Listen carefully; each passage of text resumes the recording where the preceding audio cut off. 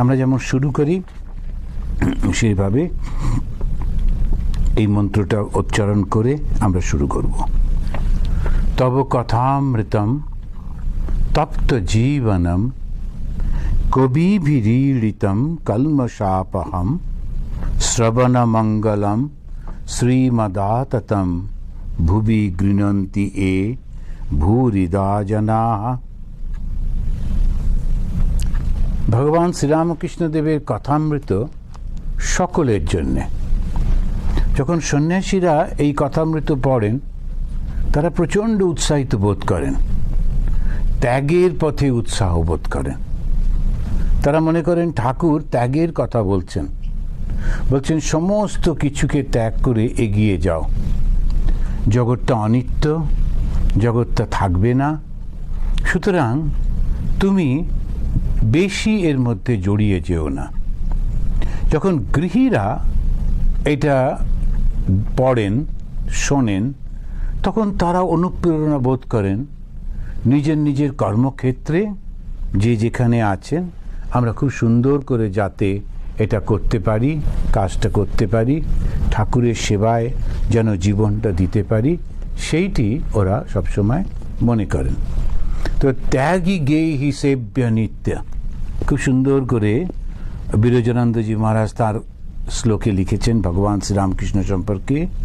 ত্যাগী এবং গেহি, যারা ত্যাগী, যারা সন্ন্যাসী আর যারা গৃহস্থ, দুজনেই তোমাকে সেবা করতে পারে, তোমাকে পুজো করতে পারে।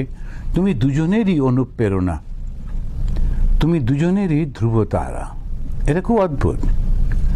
একদল তারা যাচ্ছেন যারা সংসারের থেকে সংসারের মধ্যে সব কিছু করবেন, আবার আরেক দল তারা সম্পূর্ণ ত্যাগ করে তারা ঠিক উল্টো পথে যাচ্ছেন। দুজনকে মেলালেন কি করে ঠাকুর?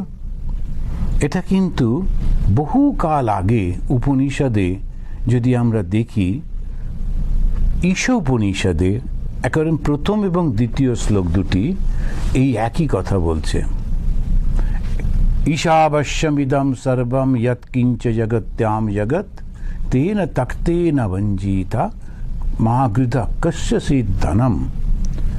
কার ধন কি আছে, সুতরাং তুমি সব কিছুকে ঈশ্বর দিয়ে আবৃত করো, সেই চৈতন্যে আবৃত হয়ে রয়েছে, এই ভাবটা নিয়ে তারপরে তুমি জীবন। তারপরেই বলছেন আচ্ছা যদি তুমি বাঁচতে চাও জগতে, এমনভাবে বাঁচো যাতে তুমি তোমার কাজটা মধ্যে দিয়ে জীবনটা সম্পূর্ণভাবে সুগঠিতভাবে ঈশ্বরের দিকেই যেতে পারো, ঈশ্বর লাভ করতে পারো। সেটা কীরকম? তখন কর্মযোগের কথা বলা হলো, সমস্ত কর্ম করো কিন্তু কর্মের সেই ভোগটি নিও না। খুব সুন্দর করে, কারণ কর্ম ছাড়া থাকা অসম্ভব। কর্ম ছাড়া কে থাকতে পারে? কর্ম ছাড়া কেউ থাকতে পারে না। আমরা বলি বটে যে কর্ম করব না, রিটায়ারমেন্ট নেব। অনেক লোক তারা রিটায়ারমেন্ট নিয়ে তারা কর্ম করে না বটে, কিন্তু অন্যদের কাজ বাড়িয়ে দেয়। ওই ঘুরে ঘুরে বেড়াচ্ছে, এর বাড়ি যাচ্ছে, ওর বাড়ি যাচ্ছে, কী গো কেমন আছো, এই রে যা আবার এসছে। এখন এইরকমভাবে সমস্ত সময় ওই হতে থাকে, তারা অন্যদের কাজ বাড়িয়ে দিচ্ছেন, নিজেরাও খুব একটা শান্তি পান না।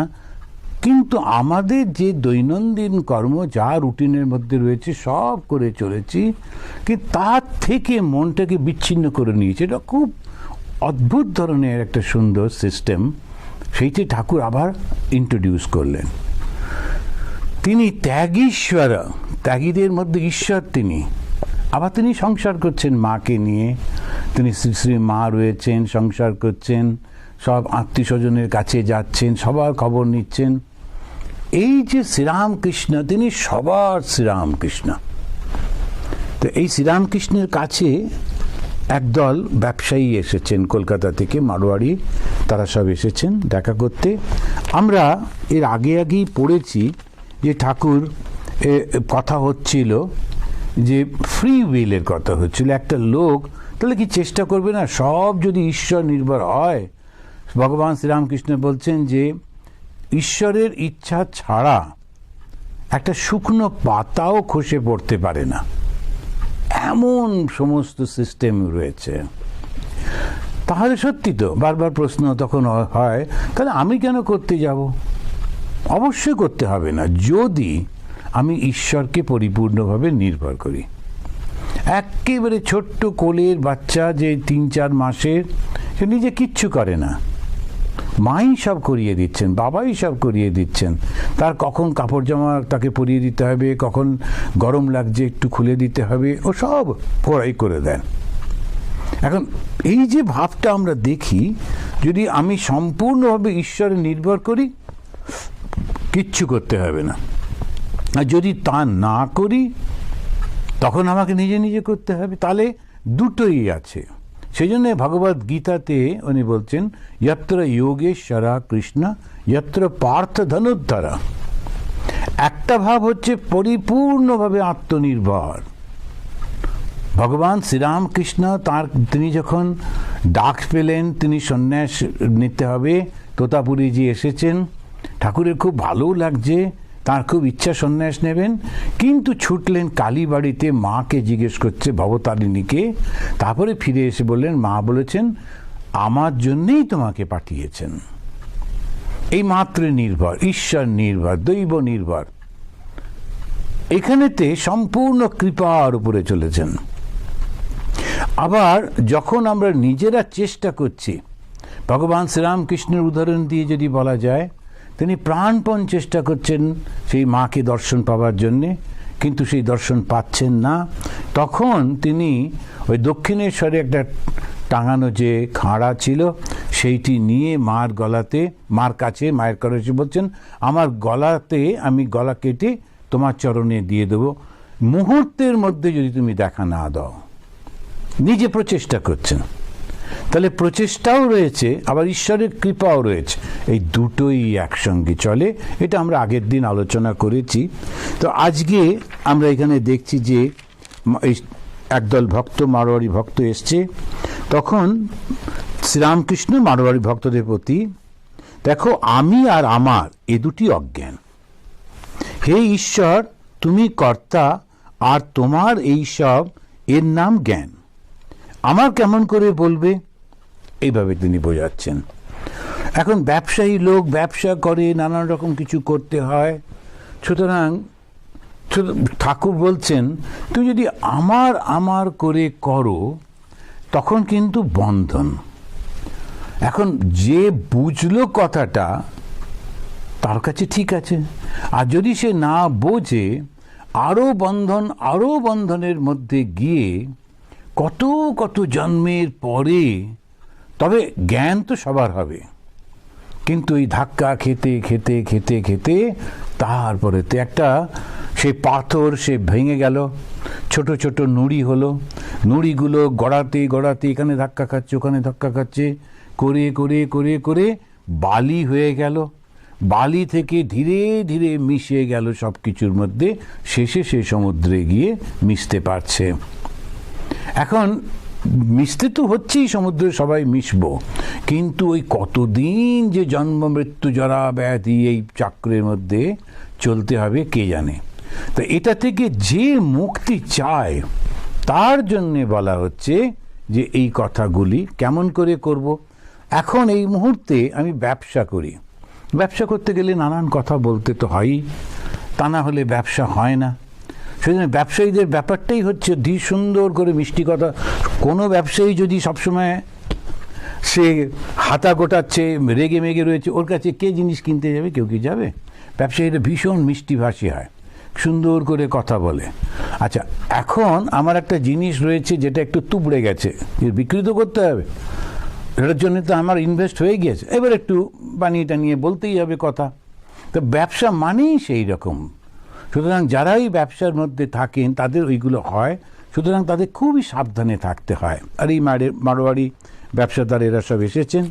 তো আমার সে মনে আছে একটি ছেলে, তাকে একজন চাকরি করতে পাঠিয়েছিলাম একজনের কাছে, বলছিলাম খুব ভালো ছেলে, ওকে চাকরি দিন। এখন তিনি তো ম্যানেজার, তো একটা জিনিস খুব পড়ে গেছে, সেটা পাওয়া যাচ্ছে না বাজারে। তা আমাদের দেশে যেমন হয়, এমনি ব্যবসাতে ক্ষেত্রে যে হয়, একটু দামটা বাড়িয়ে দিয়েছে।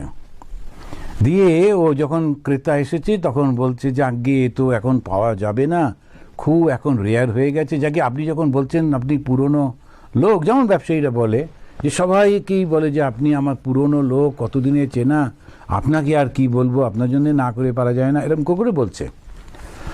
তো যাকে যাক যদি বলেন তাহলে খুবই কম আছে, তো দামটা একটু বেশি পড়ে যাচ্ছে। এখন যাকে আমি চাকরি করতে পাঠিয়েছিলাম ও তো আশ্রমে থাকতো, আর সর্বদা সত্য বলিবে এই সব শিখেছে। গিয়ে ও যেই উনি বলেছেন ম্যানেজারের পেছনেই দাঁড়িয়েছিল, বলছে না স্যার এটা তো অনেক স্টক আছে, এটা কোনো অসুবিধা হবে না। তো ম্যানেজার বলছে ও আচ্ছা আচ্ছা, অনেক স্টক আছে, তাহলে ঠিক আছে। পরে আমার কাছে এসে বলছেন মহারাজ ওর মাইনেটা আমি আপনার আশ্রমে পাঠিয়ে দেবো, কিন্তু আপনি ওকে আশ্রমেই রাখুন, ও আমার পাশে থাকলে আমি আর ব্যবসা করতে পারবো না। তো ব্যবসা হচ্ছে ওই রকমভাবেই করতে হয়।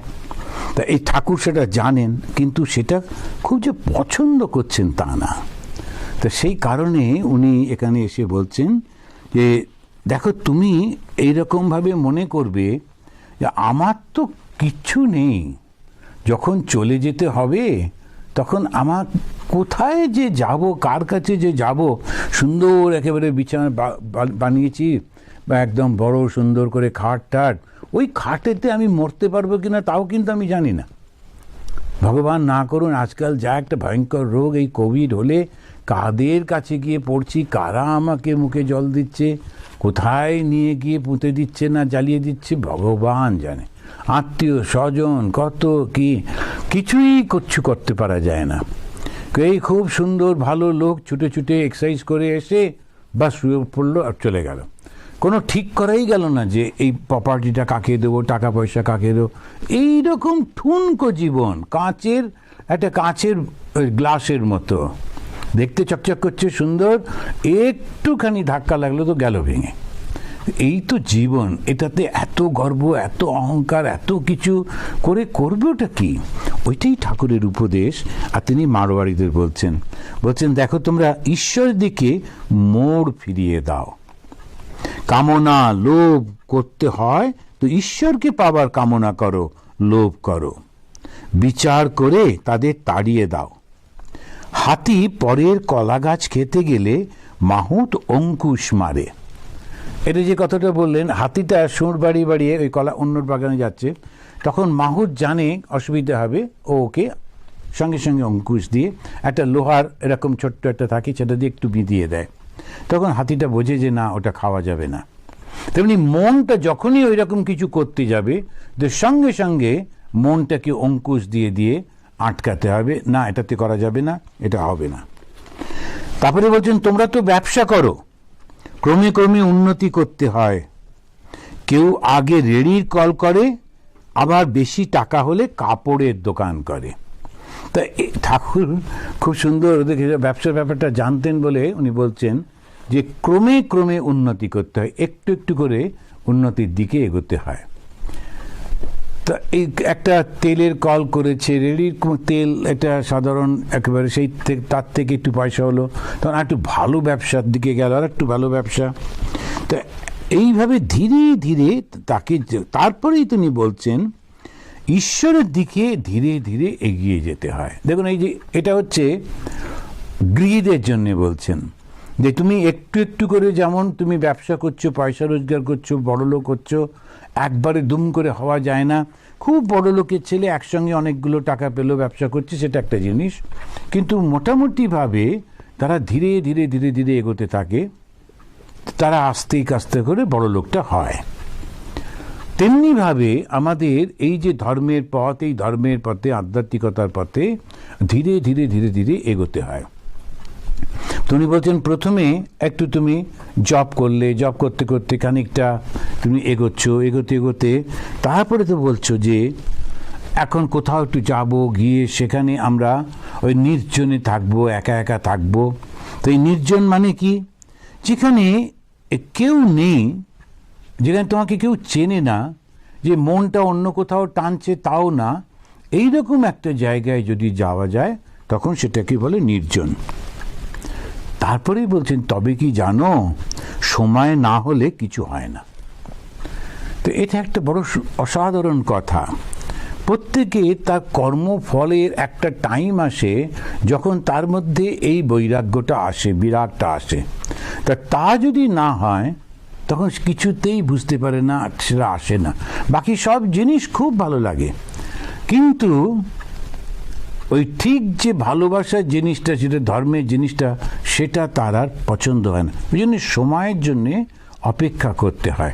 কারো খুব তাড়াতাড়ি হয়, কারো একটু দেরি হয়। স্বামী বিবেকানন্দের তার একটা কবিতা আছে, দ্য কাপ, যদি পড়ে দেখেন, ওটা বাংলা ইয়েও আছে, অনুবাদও আছে, ইংলিশ রয়েছে।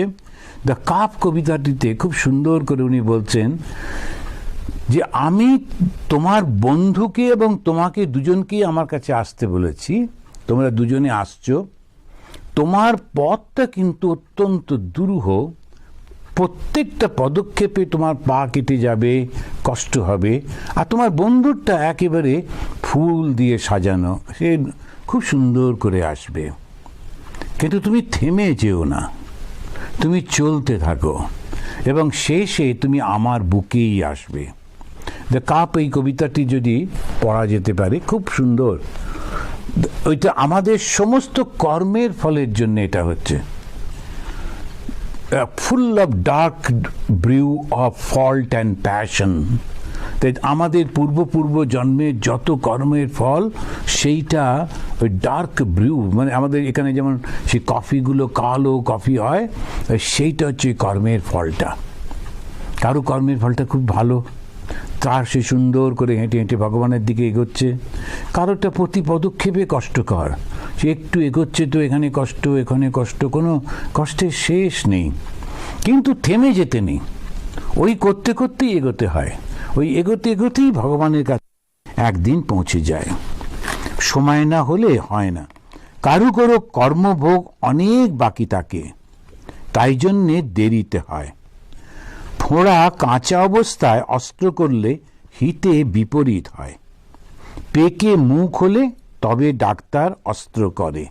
যখন অপারেশন করে ওটা কেটে দেয়, কেটে দিয়ে যখন ওটা বাড়িয়ে দেয়, নষ্ট ফেলে দেয় পুঁজ টুঁজ ইত্যাদিগুলো, তো সেটা কিভাবে করে? তো সেটা যখন একেবারে ওটা পেকে যায়, ডাক্তার বুঝতে পারে যে না, এখন এটা করা যেতে পারে, তখনই করে, তা না হলে এটা করতে গেলে আরও অসুবিধে। তা আমি এইখান থেকেই আমরা আবার একটা জায়গায় যাচ্ছি। মারোয়াড়ি ভক্তেরা মাঝে মাঝে ঠাকুরের সেবার জন্যে মিষ্টান্ন আদি দ্রব্য আনেন, ফলাদি, থাল মিশ্রি ইত্যাদি। থাল মিশ্রিতে গোলাপের জলের গন্ধ, ঠাকুর কিন্তু সেই সব জিনিস প্রায় সেবা করেন না।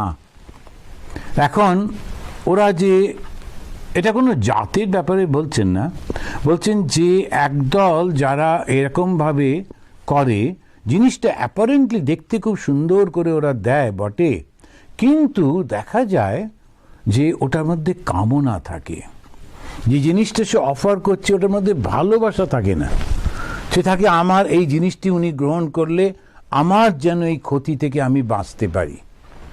এখন প্রত্যেকটি এই যে আমরা যে চিন্তা করি, সেটাও তো একটা কর্ম, কর্মের তো একটা ফল থাকে। তখন যদি আমরা সেই কর্মটার মধ্যে যুক্ত হয়ে যাই, তা ফলটাও তো আমি পাবো। সেই জন্যে যখন কামনাসিক্তভাবে কেউ কিছু দেয়, তখন সেইটা নেওয়াটা, যে নেয় তখন তাকেও এই ফলের একটু ভাগ গ্রহণ করতে হয়, মানে খুবই কঠিন ব্যাপার। মানে আমরা এটা নিয়ে বুঝতে পারবো না। ভগবান শ্রীরামকৃষ্ণ, তিনি তো সকলের মনটা বুঝতেন, তিনি বুঝতে পারতেন কার মধ্যে কোনটা রয়েছে। মাস্টারমশাই গরিব মানুষ, তিনি তাকে বলছেন, শোনো তুমি যদি আমার জন্য দুটো ধুতি এনো তো। মাস্টারমশাইয়ের বাইরে বেশি মাইনে নেই, তাকেই তিনি বলছেন যে ধুতি আনতে, তার কাছ থেকে নিচ্ছেন এবং চেয়ে নিচ্ছেন ভগবান স্বয়ং। আর যখন এই ব্যবসাদার এরা এসেছে, এদের পয়সা আছে, এদের কাছে কিছু চাইলে ওরা একেবারে একটা চাইলে 10টা দেবে, কিন্তু তবু ঠাকুর ওদের কাছ থেকে কিছু নিচ্ছেন না। তো এইরকম যে অবস্থা হচ্ছে, কেন কি? কর্মফলের জন্যে। তো আমরা তো এই মুহূর্তে কর্মফলটা বুঝতে পারি না, তাই তো আমরা কিছু বলি না, কিন্তু ভগবান বুঝতে পারছেন বলেই তিনি ওটা নিতে পারছেন না, নিচ্ছেন না। তো এইটা আমাদের বুঝতে হবে, সবার সব জিনিস কিন্তু ভগবান নেন না। যদি ঠিক ঠিক মনটা পবিত্র না হয়, তখন সেটি তিনি নিতে পারেন না। এ পুতনা, সেও কিন্তু মাতৃরূপ ধারণ করে ভগবান কৃষ্ণকে দুধ খাওয়াতে গিয়েছিল, কিন্তু পুতনার মনের মধ্যে কৃষ্ণের প্রতি হিংসা ছিল, ফলে সেই হিংসাটা সহস্র গুণ হয়ে তার কাছে ফেরত এলো। অত্যন্ত কষ্টকর মৃত্যু তাকে পেতে হলো পুতনা।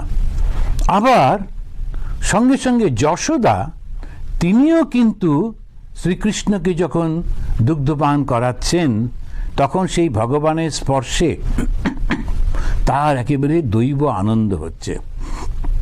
ভগবান তো একই রয়েছেন, তিনি তো সেই শিশু, একেবারে আমাদের শ্রীকৃষ্ণ শিশু গোপাল, কিন্তু যে তার কাছে যে মানসিকতা নিয়ে যাচ্ছে এবং যে কর্মফল নিয়ে যাচ্ছে, যে ভাব নিয়ে যাচ্ছে, সেই ভাবটাই তো সে ফেরত পাচ্ছে। এই জন্যে আমরা যখন ভগবানকে কিছু দিতে যাই, খুব বুঝে শুনে করতে হয়। আমরা ওই যে দেখেছি, যখন যে মারা যান, তখন চিতাতে কেউ শুয়ে আছেন, তখন তার ছেলে, বাড়ির কেউ একজন একটা বড় ঘড়া করে জল নিয়ে, এটা খুবই দেখা যায় নর্থের দিকে, যে ইউপি, বিহার, এই সমস্ত উত্তরের দিকে খুবই, যে যখন একটা খুব বড় ঘড়া করে জল নিয়ে, তবে ঘড়ার পেছনে একটা ছোট্ট ফুটো করে দেয়, মাটির ঘড়া, আর ওই ছেলেটি ঘুরে ঘুরে 7 বার ঘুরছে, আর জলটা আস্তে আস্তে আস্তে পড়ে যাচ্ছে। এর সিম্বলটা কি? জলটা হচ্ছে ওর কর্মফল। এবারে সেই কর্মফলটা ও এখানেতে দিয়ে যাচ্ছে, এই পৃথিবীতে দিয়ে যাচ্ছে, সঙ্গে করে নিয়ে যাবে না। তো সেই সমস্ত কর্মফলটা শেষ হয়ে গেল, তারপরে ওই ঘোড়াটা ফেলে দেয়, দিলে ঘোড়াটা ভেঙে গেল, অর্থাৎ ওর মৃত্যু হলো। এইবারে দেহটাতে ওরা আগুন দিয়ে দেয়। এখন এই যে মুখেতে আগুন দিচ্ছে কেন? কেননা আর যেন কোনো কিছু আহার, কোনো কিছু গ্রহণ করতে না হয়। তো সেই জন্যে সাধারণত আহার বলতে তো মুখটাই বুঝি, কিন্তু আহার মানে তো সবকটা ইন্দ্রিয় দিয়েই আমরা যা গ্রহণ করি, চোখ দিয়ে, কান দিয়ে, জিহ্বা দিয়ে, স্পর্শ দিয়ে, সমস্ত দিয়েই তো আহার করছি, আহরণ। তবু এই যেন আর না, সে সমস্ত শেষ করে দেওয়া হলো, একেবারে যোগী, সমস্ত আহার বন্ধ হয়ে গেল, এবারে চলে যাচ্ছে। ওই যে জলটা ফেললো, এই কর্মফলটা, ওটা তো সিম্বলিক। তা কর্মটা তো রেখে দিয়ে যাওয়া উচিত, ফেলে দিয়ে যাওয়া উচিত। যা কর্ম করেছি এখানেই বার্ন করে দেওয়া উচিত। কেমন করে করব? কর্ম যাই করেছি, ভালো বা মন্দ, সবটা ফেলে দিতে পারলে তবে তো মুক্তি। এখানে আমাদের একটা হিন্দু টেম্পলে ওরা ওই শিবের মাথায় উঠে এরকমভাবে জল দেবে। তখন আমাকে ডেকে নিয়ে গেছে, আমি তখন বললাম, এই যে জল ওপরে নিয়ে গিয়ে দিচ্ছেন, তো জানেন তো এই জলটার কি? এটা সবই হিন্দুইজমের সমস্তটাই হচ্ছে খুব সিম্বলিক। তো আমি ভগবানকে আমার কর্মটা সব দিয়ে দিচ্ছি, তো ভগবানকে সেইভাবে এরকমভাবে একটা ভাব আছে দেখা। তা এখন আপনারা তো কষ্ট করে ওই সিঁড়ি দিয়ে উপরে উঠে মাথাতে সব জলটা তো ঢাললেন, কিন্তু যদি কর্মটা খারাপ কর্ম থাকে, তো ভগবানের কাছে সেই কর্ম গেলে 100 গুণ ফিরে আসবে।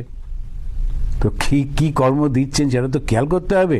প্রচুর লোক ওই উৎসাহ ছিল, ওই ওপরে উঠবে, জল ঢালবো, তো খুব কমে গেল, ওই যে না, দরকার নেই রিস্ক নেওয়ার। তো এখন হচ্ছে এই যে আমরা যে কর্মগুলো যে করি, এটা মনে রাখতে হয়। মনে হয় কেউ দেখতে পেল না, বেশ একটু করে দিলাম, কিন্তু তা তো নয়। জগন্নাথ বসে আছেন, জগন্নাথের এই মূর্তিটা মানেটা কি?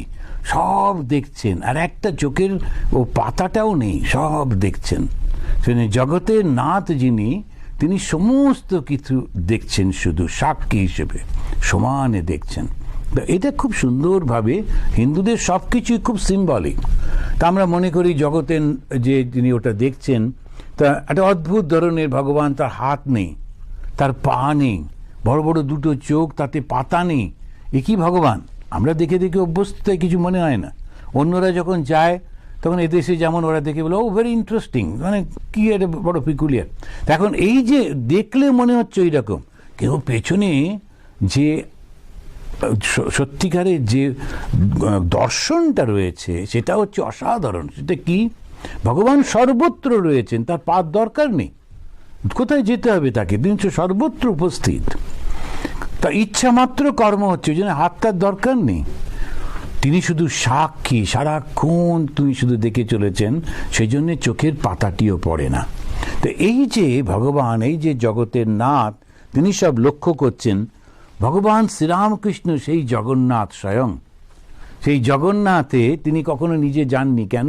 ওখান থেকেই তো সৃষ্টি, গেলেই মিলিয়ে যাবেন, ওই জন্যে যাননি। সৃষ্টির মা গেছিলেন, গিয়ে তার ছবিটা বার করে ওনাকে দেখিয়েছিলেন, এই দেখো তুমি তো আসনি, এই হচ্ছে সেই জগন্নাথ। একবার তিনি মাস্টারমশাইকে বলেছিলেন, তুমি গিয়ে যে রত্নপিড়িতে যে জগন্নাথ বসে আছেন ওকে একটু আলিঙ্গন করে নিও। তো মাস্টারমশাই তো খুব মুশকিলে পড়লেন, এটা কী করে করা যায়। তো ওখানে গেলেন, গিয়ে ভেতরে ঢুকে তিনি কিছু পয়সা মাটিতে ফেলে দিলেন। তখন সেই পয়সা তুলবার জন্যে ওই পান্ডারা সব ঝুঁকে পড়ে, পয়সা পড়েছে সবাই তুলবার চেষ্টা করছে। তিনি তাড়াতাড়ি করে উঠে ওই জগন্নাথকে একটুখানি জড়িয়ে ধরে ফিরে এলেন।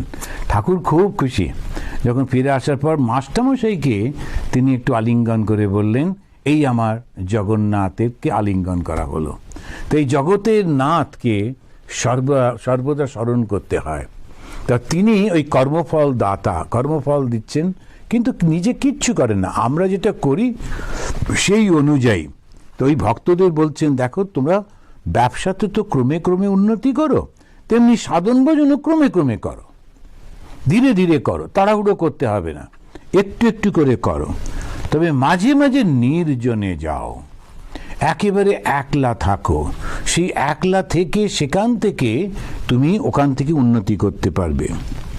সময় না হলে তো হয় না, সুতরাং সময়ের অপেক্ষা করো।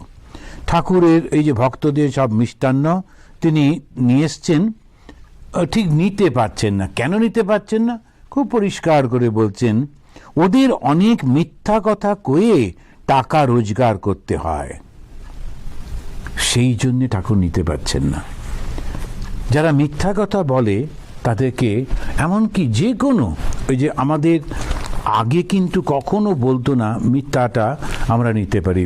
পরবর্তীকালে যখন ইউরোপিয়ানরা আমাদের দেশে এলো, তখন একটা কথা খুব বলা চালু করলো। ওরা নিজেদের যেটা মনে করে সেটাই তো বলে, the everything is fair in love and war. তো বিয়ে টিয়ের সময়, ভালোবাসার সময় একটু মিথ্যে কথা বলা যেতেই পারে, আর যুদ্ধের সময় মিথ্যে কথা বলা যেতে পারে, কিন্তু আমাদের সেটা ছিল না। আমাদের এভরিথিং অলওয়েজ ট্রুথফুল, কখনো মিথ্যে এটা হতো না। যদিও কয়েকটা জিনিস একটু ছাড় দেওয়ার ছিল আমাদের এই যখন সমাজের যে নিয়মগুলো আছে তার মধ্যে, কিন্তু না, সবাই একদম সত্যকে ধরে থাকা। আর বিশেষ করে যারা ধর্মের পথে যাবে, হয়তো ধর্ম সত্যকে ধরে রাখতে হবে। তো এই যে ওরা মিথ্যে কথা বলে, ব্যবসাতে তো এই মিথ্যে কথা বলে, মিষ্টি কথা বলে, নানান রকম কথা বলে, কিন্তু সেটা রাখে না। তো সেটাতে খুব অসুবিধে হয়ে যায়। একবার একজনকে বলেছিলাম যে তুমি আমাদের জন্য কতগুলো এরকম এরকম জিনিস কলকাতা থেকে কিনে পাঠিয়ে দিও। তো সে গিয়ে খুব বড় গলায় বলেছে যে একদম শিকাগোতে যাবে, এই সমস্তগুলো একটা ভালো জিনিস দেবেন। তো সবকটা খারাপ জিনিস দিয়েছে। যেই শুনেছে শিকাগোয়ে যাবে জিনিসগুলো, ওরা বুঝলো যে গেলে তো আর ফিরবে না অত দূর থেকে, সুতরাং ওদের যত খারাপ জিনিস সুন্দর করে একদম প্যাকটা করে ওপরে দুটো ভালো দিয়ে ব্যাস সবকটা বাজিয়ে দিয়ে প্যাক করে আসার পর আমি বুঝলাম, দেখলাম, ওদেরকে বললাম যে তুমি কি বলেছিলে যে এটা বিদেশে যাবে? বলে হ্যাঁ, আমি ভালো করে বললাম এটা আমাদের শিকাগোয় যাবে, সেই জন্যেই খারাপ দিয়েছে। কারণ ব্যবসায়ীদের স্বভাবটাই হচ্ছে ওই রকম।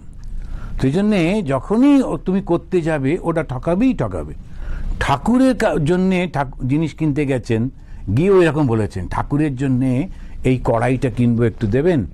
তো বলবো ও বাবা, ঠাকুরের জন্যে আচ্ছা একদম সব থেকে ভালোটা দেবো বলে ফাটা কড়াইটা দিয়ে দিয়েছে। ওকেও তো বিক্রি করতে হবে, বাস দিয়ে দিল। ঠাকুর সেই জন্যই বলছেন যে ভক্ত হবি তো বোকা হবি কেন। এই ব্যবসায়ীদের ওই রকম করে বটে, সেই জন্য যারা ওই ব্যবসার সঙ্গে যুক্ত থাকেন তাদেরকে ওটা করতেই হয়, তাহলে উপায় থাকে না। যদিও এদেশে দেখেছি খুব বড় বড় কোম্পানি, ওইগুলোর কোনো ব্যাপার নেই, ওখানেতে যেমন লেখা আছে তেমনই থাকে। এখানে আইন টাইনগুলো সবাই খুব মানে টানে, তো এগুলো একটা জিনিস।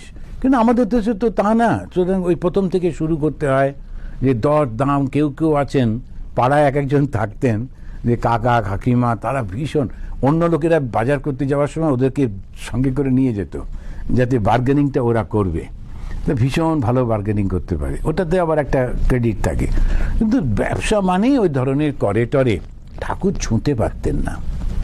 যারা সত্য কথা বলে না তাদের কথা কিন্তু না, কিন্তু ব্যবসাতে কতগুলো জিনিস আছে, আমাকে তো ব্যবসা করে খেতে হবে, মানে রাখতে হবে, রিয়েলটার দাম আছে, আমার লেবার তার একটা দাম আছে, একটা এক্সট্রা পয়সা আমি রাখবো, সেটা তো করতেই হয়, ওটাতে কেউ কিছু মনে করে না। কিন্তু বললাম দেব এ আর দিল বি, এইটা বড় অন্যায়, এবং সেটা বড্ড বেশি এটা হয়ে থাকে কোনো কোনো সমাজে। তো সেই জন্যে ঠাকুর ওদের একদম নিতে পারছেন না ওদের জিনিসটা। উনি বলছেন যে ওদের অনেক মিথ্যে কথা কয়ে টাকা রোজগার করতে হয়, তাই উপস্থিত মারোয়াড়িদের কথার চলে উপদেশ দিতেছেন। দেখো, ব্যবসা করতে গেলে সত্য কথায় আট থাকে না, ব্যবসায় তেজি মন্দি আছে। নানকের গল্পে আছে যে তিনি বললেন, অসাধু দ্রব্য ভোজন করতে গিয়ে দেখলুম সেসব রক্ত মাখা হয়ে গেছে। সাধুদের শুদ্ধ জিনিস দিতে হয়, মিথ্যা উপায়ে রোজগার করা জিনিস দিতে নাই, সত্য পথে ঈশ্বরকে পাওয়া যায়। ছোট্ট ছোট্ট কথাগুলো কারো কারো মনে হতে পারে কেন তাহলে কি আর ব্যবসা করব না, কে বলল? কিন্তু ব্যবসাতে যদি ঠিক নির্দিষ্ট একটা নিয়ম মেনে করা হয় তখন কিন্তু সত্যি সত্যি দেখা যাবে যেটা কখনো কোনো ক্ষতি করছে না এবং ঠিকই আছে। ঠাকুরের কাছে অন্য অনেক ব্যবসায়ীরা আসতেন, ঠাকুর কিছু মনে করতেন না, কেননা তারা ওই নিয়মটা মানত। তা এখন এই যে philosophy of business, philosophy of industry, এইগুলো যে এক একটা পড়ানো হয় যে কেন কতটুকু আমি করব, কেমনভাবে করব, এটা একটা মার্কেট সার্ভে করে টোরে বলা হয়। তা একটা মানুষকে ঠকিয়ে যদি তুমি পয়সা করো, একবার করতে পারো, দুবার করতে পারো, তৃতীয়বার আর পারবে না। তো সেই জন্যে মনে রাখতে হয়। আর যে লোকটা কাজটা করছে, মানুষ মানে কি, মনুষ্যত্বকে ধরে রাখতে হবে। তো আমি গেলাম একজন ডাক্তারের কাছে এবং বললাম, দেখুন তো আমার যদি এইটা একটু সম্ভব, আমি একটা ঘটনা যে আমাদের একজন ভক্ত, তার ছেলেটা এক বন্ধুর সঙ্গে যেতে গিয়ে, এই 10-12 পড়ে, বন্ধুর সঙ্গে যেতে গিয়ে বাইকে করে প্রচণ্ড অল্প বয়সে উত্তেজনা করতে গিয়ে অ্যাক্সিডেন্ট হয়ে, তারপরে তে কাছাকাছি একটা নার্সিংহোমে নিয়ে গেছে। ওরা যখন গেছে তখনই মারা গেছে। তথাপি ওরা কিন্তু ওই অক্সিজেন দিয়ে ওরা বলছে প্রতিদিন 10,000 টাকা করে তার কাছ থেকে নিয়েছে। আর ওকে যখন বলেছে এটা প্রতিদিন 10,000 লাগবে, ও ভাবছে যে একদিন দুদিনে হয়ে যাবে। শুনলে অবাক হবেন, ওর মাত্র 60,000 টাকা ওর কাছে ব্যাংকে ছিল। যখন ও সেটা বলল, ওরা 5 দিন রাখার পর মৃতদেহটা বার করে দিয়ে বলল, এখানে ঠিক হচ্ছে না, শিগগির একদম সাধারণ মানুষ, কিছু বোঝে না, আপনি ওকে আর একটা জায়গায় নিয়ে যান, বড় শহরে নিয়ে যান। এবং বড় শহরে নিয়ে গেল। ওরা বললো এ তো কবেই মারা গেছে, তো 3-4 দিন আগে মারা গেছে। তখন আবার সেই সার্টিফিকেট নিয়ে কষ্ট হলো, আবার সেই ঘুষ নিল। এখন ডাক্তাররা এইভাবে, হসপিটালের লোকগুলো এইভাবে টাকা রোজগার করলো, সেইটা দিয়ে যখন তারা মন্দির বানিয়ে দেবে, সেই মন্দিরে কোনো ভগবান থাকতে পারেন? সম্ভব? সে কখনো সেই ভগবান থাকবেন না। কিন্তু ওরা বিরাট শ্বেত পাথর দিয়ে মন্দির বানিয়ে দিচ্ছে, তারপরে গরিবকে দান বলে একটুখানি পুরো পচা পচা সমস্ত সস্তার কাপড় দিচ্ছে। এটা কিন্তু নিজেকেই ঠকাচ্ছে, ও বুঝতে পারছে না। তারপরের জন্মে তার যে কি কষ্ট হবে সেটা নিজেই জানে না। ও ভাবছে যাক আমি সব মিটিয়ে ফেললাম। রামায়ণ পড়ে, কিন্তু রামায়ণের শুরুটা পড়ে না, যে যখন যিনি শুরু করছেন সেই বাল্মীকি তার আগের জীবনটা কেমন ছিল সেটা সে ভুলে যায়। সেই জন্যে মনে রাখতে হয় যে কখনো কোনো জিনিস অন্যায়ের মধ্যে দিয়ে নিতে নেই। খুব পরিষ্কার করে যদি ব্যবসাতে এতটা আমার প্রফিট লাগবে সেটা আমি রেখেছি এবং এটা কমাতে পারবো না, কেননা ইত্যাদি আমার এই হিসেবটা আছে। এইটা মেটেরিয়ালটার দাম, এটা তার ট্রান্সপোর্টেশন, এটা তার আমার লেবার, এটা আমার একটু প্রফিট, দিস এই চারটে নিয়ে আমার এই জিনিসটার দাম এতটা, আমি এর থেকে কমাতে পারবো না ইত্যাদি। খুব পরিষ্কার। কিন্তু এই ঠকানোটা দিয়ে দিলাম একটা রকমের স্যাম্পল, তারপরে যখন অরিজিনালটা দিলাম সেটা খারাপ, এগুলো কখনো করতে নেই। ভগবান সেটাতে খুব অসন্তুষ্ট হন। তো এইটা আমাদের দেশে বড্ড বেশি বেড়ে গেছে। কেন? মনে করা হচ্ছে যে যেন কোনো অসুবিধে হবে না, কেউ তো দেখতে পাচ্ছে না, সবাইকেই পয়সা দিয়ে দিয়ে আমরা সব ঠিক করে দিতে পারি, এই ধরনের একটা ধারণা এসেছে। কিন্তু জগন্নাথকে কি পয়সা দিয়ে তাকে ঠিক করা যাবে? এইটা মনে রাখতে হয়। এই যে গুরু নানক বলছেন যে এইটা যখন আমরা দেখি অসাধু দ্রব্য, দেখছি যে রক্ত মাখা, ওটা আমি খেতে, একটা ভয়ঙ্কর শব্দ ব্যবহার করছেন যে এটা জিনিসটা এত খারাপ যে এটা নেওয়া যায় না। আর সাধুদেরকে যখন কিছু দেওয়া হয়, যেটুকুই দেওয়া হোক একটু ভালো জিনিস দিতে হয়, ভালোভাবে দিতে হয়। কেন? তার মনের মধ্যে যদি ভালো ভাবটা আসে সাধুকে দেওয়ার পর, বা লোকটা কি ভালো সুন্দর একটা জিনিস দিয়ে গেছে, তখন তাতে আপনার করলেন। তার বিরক্তি যখন হলো তখন ঠিক উল্টোটা হলো। সেজন্য এমন কিছু দিতে নেই শুধু শুধু বিরক্তি উৎপাদন করবার জন্যে। তো ওইটা মনে করতে হয়, সর্বদা তার নাম করতে হয়। এবার একটা সোজা উদাহরণ, একটা সুযোগ করে দিচ্ছেন, এই নানান রকমের ঘটনার থেকে বেরিয়ে আসবার পথ বলে দিচ্ছেন। বলছেন সর্বদা তার নাম করতে হয়। এত সোজা আর কখনো হয় না।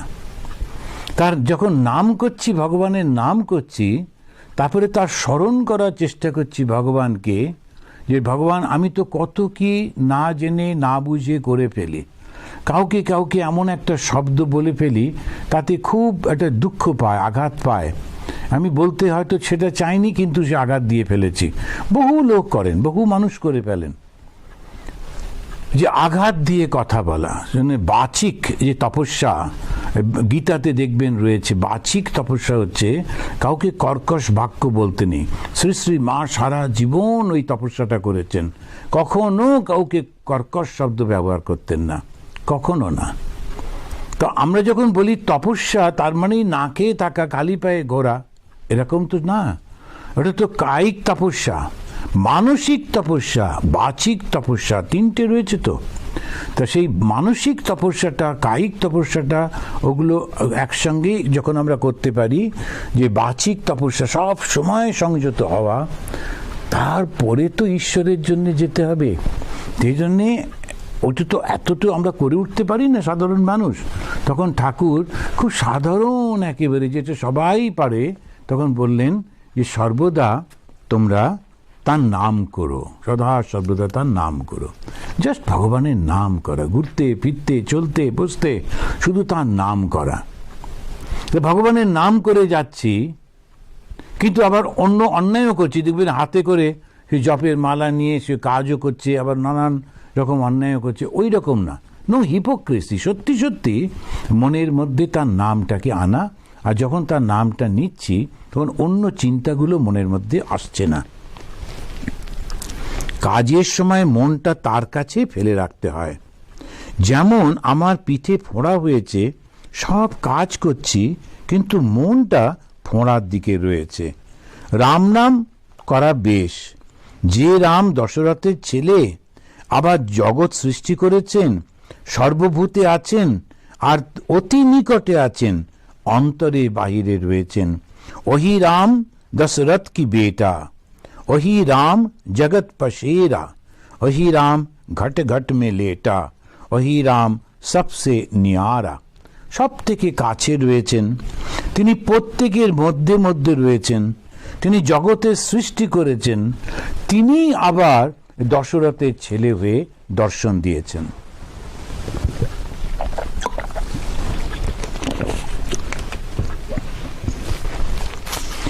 এই যে ভগবান শ্রীরামকৃষ্ণের কথাগুলো কত সহজ সরলভাবে তিনি আমাদেরকে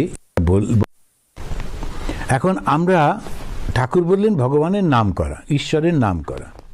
আবার সঙ্গে সঙ্গে বলছেন এই রাম কিন্তু এই মুহূর্তে দশরথের ছেলে, কিন্তু তিনি জগৎ সৃষ্টি করেছেন, তিনি সমস্ত নানান রকম রূপ ধারণ করেছেন। তিনি ভালো মন্দ, পশু মানুষ সব তিনিই হয়েছেন। আবার তিনি সব থেকে কাছে রয়েছেন।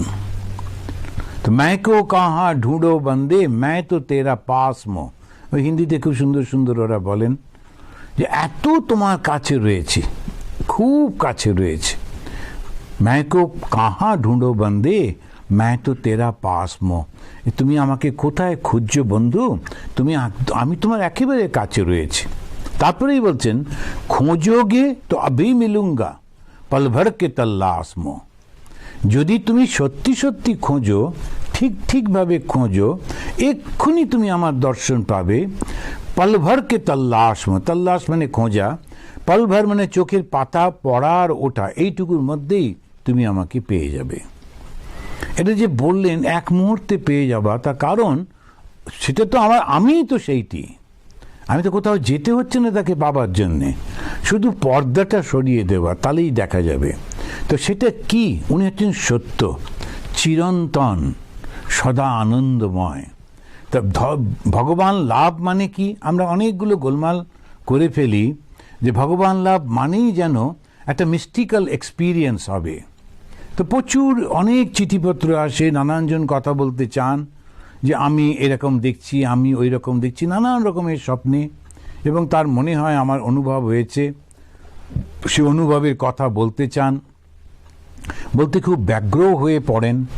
কিন্তু যদি ভগবানের অনুভব হয়, তাকে বলতে অত ব্যগ্র হতে হবে না, সবাইকে ফোন করে করে বলতে হবে না।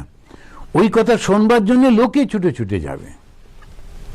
যখন ফুলটা ফোটে তখন আর ভ্রমরকে ডাকতে হয় না, ভ্রমর কিন্তু নিজেই সেখানে যাবে। এটাই যদি যখনই অনেকের মনে হয় আমার এই অনুভব হয়েছে, আমার ওই অনুভব হয়েছে, যদি সত্যি সত্যি ঈশ্বরের অনুভব হয়, ভগবানের অনুভব হয়, তখন আর সেইটা সবাইকে বলে বলে বেড়াবার দরকার পড়ে না। কেননা ভগবান এমন যে যেই সেই আগুনটা জ্বলে ওঠে, সঙ্গে সঙ্গে সবাই উত্তাপটা পায়, সবাই তাকে দেখতে পায়, তার কাছে আসে। তো এইটা মনে রাখতে হয়। আর ভগবান মানে কি? ওই যে বারবার বলছেন যে সত্যকে ধরে থাকতে হবে। ভগবান মানেই হচ্ছেন খুব ভালো কতগুলো গুণ, সেটাকে পেতে হবে। কিন্তু আমরা ধরে নিই ভগবান লাভ মানেই, যেমন মা কালী সামনে এসে দাঁড়াবেন, কৃষ্ণ এসে দাঁড়াবেন, কথা বলবো, কেন হবে না? ওগুলো হবে, অবশ্যই হয়, তা না হলে তো অনেক মিথ্যা হয়ে যাবে। ভগবান শ্রীরামকৃষ্ণ তা কত দর্শন হয়েছে, অবশ্য আছে ওগুলো। কিন্তু ভগবান লাভ মানে ট্রান্সফরমেশন, পরিবর্তন হয়ে যায়, মানুষটা দেবতা হয়ে যায়, তখন সে ভালোবাসায় পরিপূর্ণ হয়ে যায়, সে ভয় থেকে মুক্ত হয়ে যায়, বাসনা থেকে মুক্ত হয়ে যায়। ওই গুণগুলো যত আমরা আমাদের মধ্যে আনতে পারবো, তো সেইটাই আমাদের সমস্ত দিকটা থেকে মুক্ত করে দেবে। আর ভগবান লাভ করা, তিনি তো ভালোবাসা, তিনি তো নিঃস্বার্থপরতা, এই দুটো গুণের সমন্বয়ে সেই ঈশ্বর, সেই ভগবান। ওই দুটো গুণকে যদি আমরা পাই, তাহলেই তো হলো। কেমন করে পাবো? নিজের কর্তব্য পালন করে। নিজের যে কর্তব্যগুলো আমরা নিজেরা গ্রহণ করেছি। যিনি পুলিশ অফিসার, তিনি তার মতো করে, যিনি যে মিনিস্টার হচ্ছেন, মন্ত্রী হচ্ছেন, শাসক হচ্ছেন, তিনিও তো কনস্টিটিউশনের উপর হাত দিয়ে তিনি প্রতিজ্ঞা করছেন, আমি দেশকে এইভাবে শাসন করব, আমি কখনো এই করব না, ওই করব না। ওইটা তাঁর দরজায় লিখে রাখা দরকার। ওটা যদি তিনি পালন করেন, তিনি যেটা চাইছেন, নাম, যশ, প্রতিপত্তি সব পাবেন। কিন্তু চালাকির মাধ্যমে মনে করছেন আমি এটা করব, তাকে লোকে তখন ভুলে যেতে চাইবে। যে ওই লোকটাকে সকালবেলায় নামটা মনে পড়লে, ওই মুখটা মনে পড়লে আমার ভীষণ কষ্ট হবে। সেই জন্যে একবার সেটা ঘটনা হয়েছিল একটা গল্পের মধ্যে। এক রাজা, তা তিনি বেরোচ্ছেন শিকার করবেন বলে, তো তিনি তার বিরাট প্যালেস থেকে বেরিয়েছেন, রাজপ্রাসাদ থেকে বেরিয়ে রাস্তায় আসতে প্রথম যাতে দেখলেন, সেটা একটা মুচি বসে বসে জুতো সেলাই করছে। ও মুখ তুলে রাজাকে দেখলো, আর রাজা তা ঘোড়া পিঠে করে চলে গেলেন। সারাদিন ঘুরে তিনি কিন্তু কোনো রকম শিকার করতে পারলেন না। তখন কি করবেন? তিনি ফিরে আসছেন, খুব রাগ হলো। রাজা তো ভীষণ রেগে গেছেন, বলছেন প্রথমে যার মুখ দেখেছিলাম, ওই মুখটা দেখেই আজকে আমার এই দশা হয়েছে। তো ওই মুচিটার মুখ দেখেছিলাম, ওকে ধরে নিয়ে এসো এবং ওকে শুলে চড়িয়ে দাও। তখন সন্ধে হয়ে গেছে, শুলে চড়িয়ে ঠিক আনন্দ হবে না, এমনি মেরে ফেললে তো হবে না, সবাইকে দেখাতে হবে আর সবাইকে বলতে হবে যে এই জন্যে আমি ওকে মারলাম। তখন মুচিটা সে সবাইকে বলছে একটু রাজার সঙ্গে আমি কথা বলতে চাই, একটু কানে কানে, রাজারই মঙ্গলের জন্য কথাটা বলতে হবে। তখন রাজা একটু কিউরিয়াসিটি হলো, মুচি আমার মঙ্গলের জন্য কি বলবে। তখন ওকে রাজাকে ডেকে বলছে, দেখুন আপনি আমাকে কালকে মারবেন, এতে কোনো অসুবিধা নেই, কিন্তু আমাকে দেখে প্রথম দেখে আপনি শিকার পাননি এই কথাটা বলবেন না, বলবেন এটা বদমাইশ লোক, আমি ওকে মারলাম। আপনি রাজা মারতেই পারেন, আপনার তো আছেই হাতে সবাই, কিন্তু কারণটা কি জানেন, আমিও তো আপনাকে প্রথম দেখেছিলাম। তাহলে লোকে বলবে মুচি রাজার মুখটা প্রথম দেখেছিল বলে ওর মৃত্যুই হয়ে গেল। রাজা তো শিকার পেল না, কিন্তু রাজাটা এত অপয়া, রাজার মুখ প্রথম দেখলে মৃত্যু হয়ে যায়, তখন কেউ আর আপনার মুখটা দেখতে চাইবে না। সুতরাং আপনারই মঙ্গলের জন্যে আপনি কখনো এইটা বলবেন না। তখন রাজা বলল, হ্যাঁ তাই তো, এ তো মহা মুশকিল হয়ে গেল, তখন ছেড়ে দিল। এখন এই গল্পগুলোর মধ্যে দিয়ে বলছেন যে তো আমরা যে কর্মটা করছি সেই কর্মের ফলটা কি হচ্ছে, কোনো দিন ওইসবের মধ্যে যেতে নেই। দেখতে হয় আমার মধ্যে সত্যি সত্যি ওই গুণগুলো এলো কিনা, আর সেই সুন্দর গুণগুলো সেটাই আমাদেরকে ঈশ্বর লাভের দিকে নিয়ে যায়, আমাদেরকে ঈশ্বর বানিয়ে দেয়। ঠাকুর শ্রীরামকৃষ্ণ কালী মন্দিরের সেই পূর্ব পরিচিত ঘরে ভক্তদের সঙ্গে বসিয়া আছেন। নিশিদিন হরিপ্রেমে মার প্রেমে মাতোয়ারা। ঠাকুর শ্রীরামকৃষ্ণ দক্ষিণেশ্বর মন্দিরে শ্রীযুক্ত রাখাল, প্রাণকৃষ্ণ, কেদার প্রভৃতি ভক্ত সঙ্গে। মেঝেতে মাদুর পাতা, সেই মাদুরে বসিয়া আছেন। সম্মুখে প্রাণকৃষ্ণ ও মাস্টার শ্রীযুক্ত রাখালও ঘরে আছেন। হাজরা মশাই ঘরের বাইরে দক্ষিণ পূর্ব বারান্দায় বসে আছেন। শীতকাল, পৌষ মাস, ঠাকুরের গায়ে মোলাস্কিনের র্যাপার। সোমবার বেলা 8টা, 8ই পৌষ, কৃষ্ণ অষ্টমী, 1 জানুয়ারি 1883। মাস্টারমশাই একদম পুরো সেই হিসেব সময় টময় দিয়ে তারপরে বলছেন, আর এমনভাবে বলছেন যে আমরা চোখ বন্ধ করলেই আমরা ওইখানে পৌঁছে যেতে পারি।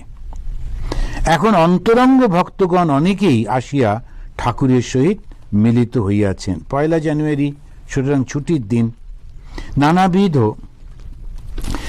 ন্যূনাধিক 1 বছর কাল নরেন্দ্র, রাখাল, ভবনাথ, মাস্টার, বলরাম, রামবাবু, বাবুরাম এরা সব আসা যাওয়া করছেন।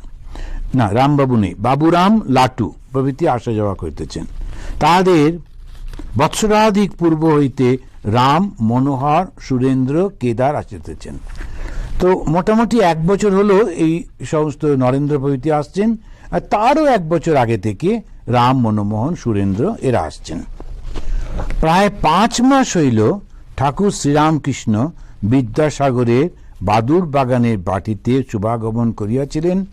2 মাস হইল শ্রীযুক্ত কেশব সেনের সহিত বিজয়াদি ব্রহ্মভক্ত সঙ্গে নৌযানে স্টিমারে আনন্দ করিতে করিতে কলকাতায় গিয়াছিলেন।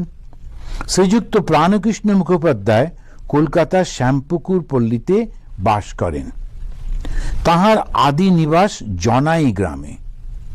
এক্সচেঞ্জ এর বড়বাবু নিলামের কাজ তদারক করেন। প্রথম পরিবারের সন্তান না হওয়াতে তাহার মত লইয়া দ্বিতীয়বার দ্বার পরিগ্রহণ করিয়াছেন। তাহারই একমাত্র পুত্র সন্তান হইয়াছে।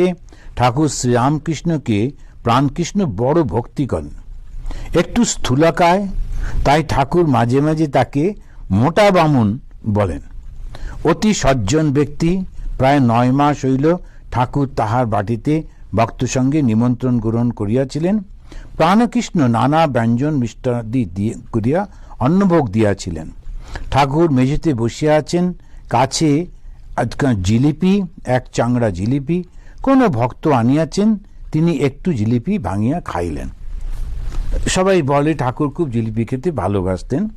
এখনও আছে কামারপুকুরে ওই জিলিপির দোকান টোকানগুলো, ওদের খুব ভালো ব্যবসা চলে। লোকেরা, ভক্তরা এই সমস্তগুলো পড়ে যান, তারপর ওদের দোকান থেকেই জিলাপি কিনে তারা মন্দিরে দেন, পূজা দেন। তাতে ওই তাদের ব্যবসাটাও খুব ভালো হয়। তো প্রাণকৃষ্ণাদির প্রতি দেখছো আমি মায়ের নাম করি বলে এই সব জিনিস খেতে পাচ্ছি। তো সব হাসছেন। এখন সত্যি কথা, ভগবান যে আছেন তার একটা অদ্ভুত প্রমাণ আছে। তো আমরা ভীষণভাবে পাই কিন্তু ভুলে যাই। আর তারপরে তো একটু অহংকার যদি থাকে তো মনে করে আমি ইমপ্রেস করেছি, আমার জন্য ওরা করছে, কিন্তু ভুলেই যায় যে ঠাকুরের নামের জন্য এটা হচ্ছে। আমার বেশ মনে আছে যখন আসামে গেছিলাম রিলিফ করবার জন্যে, তো রিলিফে খুবই মুশকিল, কি করব, কোথায় গাড়ি টাড়ি পাবো, এরকম অবস্থা। তো অনেক জিনিসপত্র নিয়ে যেতে হবে, সার্ভে করতে হবে। আসামে যে বাসগুলো, তখন অনেককাল আগেকার কথা, সেই বাসগুলো খুবই খারাপ অবস্থা, ভীষণ ভিড় থাকে, কি করে আমরা ওর মধ্যে যাবো, এইসব চিন্তা হচ্ছে। এদিকে বেলুড় মঠ থেকে বলেছে গিয়ে সার্ভে করো, টাইম খবর দাও, তো সময় চলে যাচ্ছে।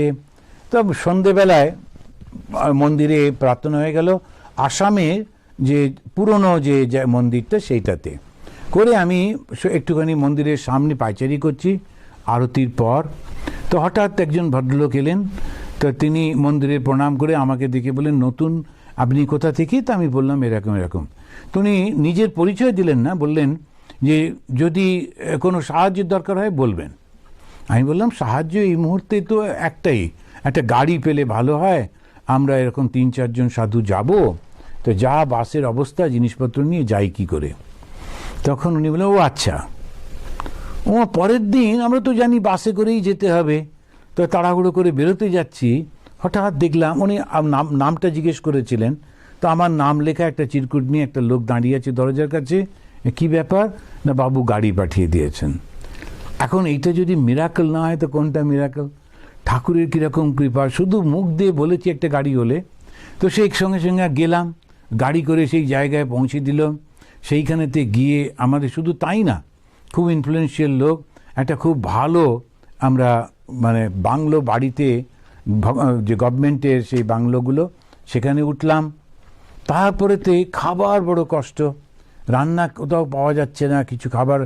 তো 2 দিন ধরে আমরা প্রায় ওই দোকানে গিয়ে চা কিনছি আর কাঁচা পাউরুটি ডুবিয়ে ওইটা খাচ্ছি। যেদিন গিয়ে পৌঁছেছিলাম সেদিন, তারপরের দিনটা ওইভাবে গেল। তো আর সার্ভে করতে হবে, আর শুধু চা আর পাউরুটিকে কী করে, এসব নানা রকম চিন্তাভাবনা চলছে। হঠাৎ করে একজন লোক এসে আমাদের কাছে ওই বাংলোতে এসে বললেন, এই উল্টো দিকে একটা বাড়িতে আপনাদেরকে ডাকছে। এখানে কে ডাকবে? গেলাম, দেখলাম অল্প বয়সী একটি বউ, সে দাঁড়িয়ে আছে, একটু ভাঙা বাংলা বলছেন আপনারা ভগবানের ঘর থেকে এসছেন আমাদের মানুষকেই সাহায্য করতে, কিন্তু দেখছি যে আপনারা খেতে পাচ্ছেন না, তো শুধু চা খেয়ে কি সারা জীবন এরকম থাকা যাবে? আপনারা আমাদের বাড়িতে এসে খাবেন। তার শ্বশুর আর শাশুড়ি দাঁড়িয়ে আছেন, বয়স্ক মানুষ, আর ওই ভদ্রমহিলা তাদের সঙ্গে করে নিয়ে কথা বলছেন। তা আমি বললাম যে মা, আমরা তো এখানে 1 মাস থাকবো, আমরা একদিন না হয় খেলাম। তারপরে বললো, না, যত দিন থাকবেন ততদিনই দুবেলা আমাদের বাড়িতে এসে খেয়ে যাবেন, আর সকালের টিফিনটা আমরা পাঠিয়ে দেবো। এটা যদি মায়ের করুণা না হয় তো কোনটা করুণা? এটা যদি ঈশ্বরের উপলব্ধ না হয় তাহলে আর কোনটা? এই একেবারে অপরিচিত লোক সামনে চলে এলেন, তারা সাহায্য করছেন। ওই যে মা প্রার্থনা করেছিলেন ঠাকুরের কাছে, তোমার নাম করে যারা ঘর থেকে বেরোবে তাদের যেন খাওয়া পড়ার অসুবিধে না হয়, কষ্ট না হয়, বারবার প্রমাণ পাই, কিন্তু তথাপি বুঝতে পারি না, যে মনে করি কোথায় ঠাকুরের দর্শন হলো না, আর কি দর্শন হবে? এই যে বারবার আমরা দেখছি, এই প্রমাণিত। ঠাকুর বলছেন, এই দেখো, এই যে একটু মায়ের নাম করি বলে এইসব জিনিস খেতে পাচ্ছি, সত্যি তাই। কিন্তু তিনি লাউ কুমড়ো ফল দেন না, তিনি অমৃত ফল দেন।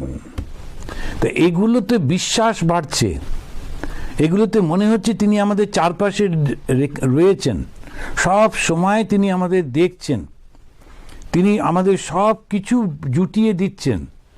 কিন্তু যদি সত্যি করে তাকে আমরা ভুলে না যাই, যদি তাকে আমরা ডাকি, তখন আমরা অমৃত ফল লাভ করব। সেটা কি? মুক্তি। ঘরে একটি 6-7 বছরের ছেলে প্রবেশ করিল। এটা একটা খুব সুন্দর যে ছবি মাস্টারমশাই এঁকে দিচ্ছেন।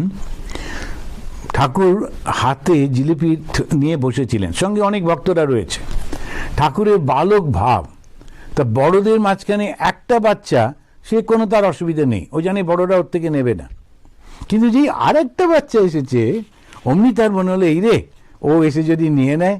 ঠাকুর সঙ্গে সঙ্গে জিলিপিটা লুকোবার চেষ্টা করছেন, পেছন দিকে রাখছেন, রেখেই সমাধিস্থ হয়ে যাচ্ছেন। এই বালক বধ, এই সরলতা, তো এই ছিলেন মানুষ। তারপরে পরেই তিনি সঙ্গে সঙ্গে দেবতা। তো শ্রীরামকৃষ্ণের জীবনটা এটা একটা সার্চ লাইট, এটা আমাদের দেখিয়ে দেয় মানুষের মধ্যেই সেই দেবতা রয়েছেন।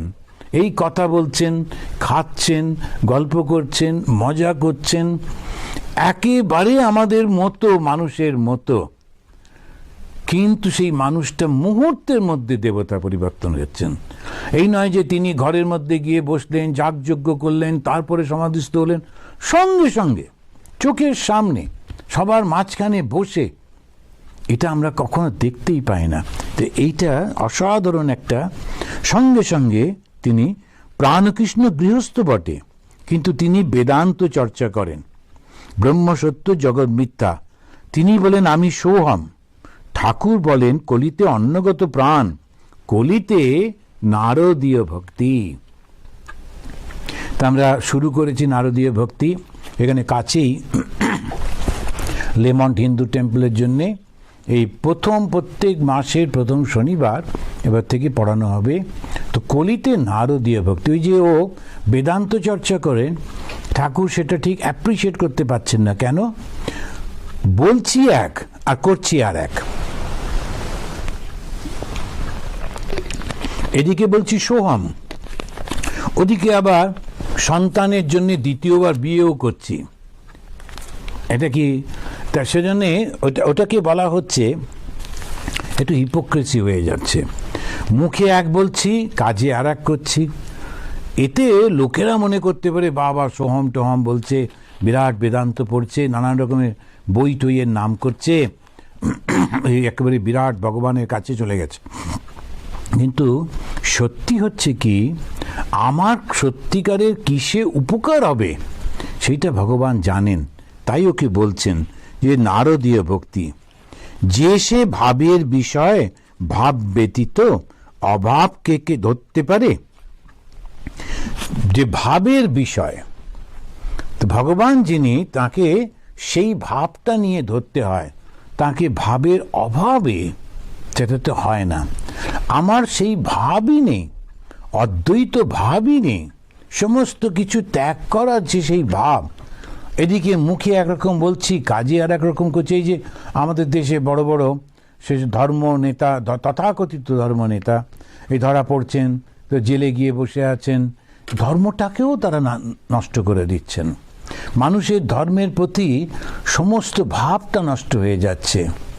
তো ওইখানে দেখছিলাম হঠাৎ করে একটা নিউজ দেশে, ইন্ডিয়াতে, তো কিছু লোক তারা ওই গেরুয়া পরে কিছু মানুষ এসেছিলেন, কী সব করেছেন, ওদেরকে মারবো বলে তারা ঘুরে বেড়াচ্ছেন। এখন ওই যে নানা রকম পোশাক পরেছেন, করে গিয়ে দাঁড়িয়ে দাঁড়িয়ে কথা বলছেন, কিন্তু সত্যিকারের ভগবানকে না ডাকলে কি হয়? এতে করে কি হয়, ধর্মটাকেও নষ্ট করে দেওয়া হয় আর নিজেকেও নষ্ট করা হয়। তার কারণ আমরা তো কোনো কিছু করতে পারছি না, না, ওই জন্যে এই ভাবটা রাখতে হয়। ঠাকুর সমাধিস্থ, অনেকক্ষণ ভাবাবিষ্ট হইয়া বসিয়া আছেন, দেহ নড়িতেছে না, চক্ষু স্পন্দহীন, নিঃশ্বাস পড়িতেছে কিনা বুঝা যায় না। অনেকক্ষণ পরে দীর্ঘশ্বাস ফেলিলেন, যেন ইন্দ্রিয়ের রাজ্যে আবার ফিরিয়া আসিতেছেন। ধীরে ধীরে তিনি ফিরে আসছেন। এই ভগবান শ্রীরামকৃষ্ণকে আমরা দেখছি, এই মানুষ, এই দেবতা। তো এইরকম অসাধারণ মানুষকে আমরা আর কখনো দেখিনি। তো একটা সুন্দর গান আছে ঠাকুর সম্পর্কে, এসেছে নতুন মানুষ, দেখবি যদি আয় চলে। একটা নতুন মানুষ এসেছেন, আর তার সেটা কি? বিবেক ও বৈরাগ্য ঝুলি দুই কাঁধে সদা ঝুলে। তার বিবেক আর বৈরাগ্য, বৈরাগ্য মানে বিষয়ে বিরাগ, আর বিবেক মানে নিত্য অনিত্য বস্তুতে বিচার, মুহূর্তের মধ্যে সদা সর্বদা বিবেক ও বৈরাগ্য ঝুলি দুই কাঁধে সদা ঝুলে। তো এই প্রথম আমাদের নতুন 2021 বছরটা শুরু হচ্ছে। আপনাদের সকল এই নতুন বছর খুব শুভ হোক। ভগবান শ্রীরামকৃষ্ণের এই কথামৃত দিয়ে নতুন বছর শুরু করছি। আজকে হচ্ছে 3 তারিখ আমাদের এখানে শিকাগোতে, এই 4 তারিখ 5 তারিখে মঙ্গলবার দিন আমরা শ্রী শ্রী মায়ের পুজো করব। তো আমার খুব বিশ্বাস, আমি খুব প্রার্থনা করছি যে এই মায়ের পুজো দিয়ে বছরটা শুরু হবে। আবার এই বছরেই 2021-এ ডিসেম্বরে মায়ের আর একটা তিথি পুজো আছে, খুব মজার। 2020-তে একটাও মায়ের তিথি পুজো পড়লো না। তিথি তো নক্ষত্র অবস্থা, তা নক্ষত্রটা পড়লো না। এই 21-এ জানুয়ারিতে হচ্ছে, আবার ডিসেম্বরে হবে। তাই যেখানে মা পুটিত করে রেখেছেন সে বছরটা ভালোই হবে আশা করা যাচ্ছে, বিশ্বাস করি আর প্রার্থনাও করি। সবাই খুব ভালো থাকুন, সুস্থ থাকুন, আনন্দে থাকুন, আর তাড়াহুড়ো করে ধৈর্যহারা হয়ে যাবেন না।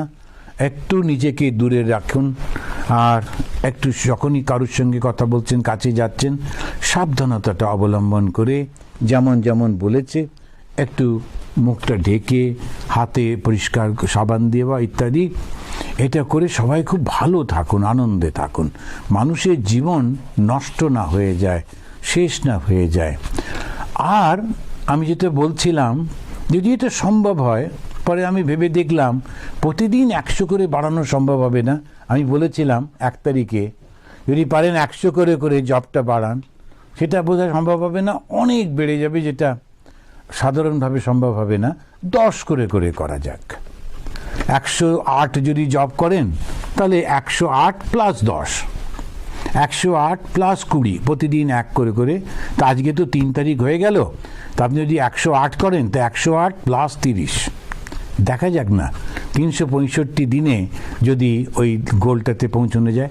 100 করে ওর মা পারতেন, আমাদের পক্ষে সম্ভব হবে না, সুতরাং আমরা এই 10 করে করে বাড়িয়ে দেখি পারি কি না।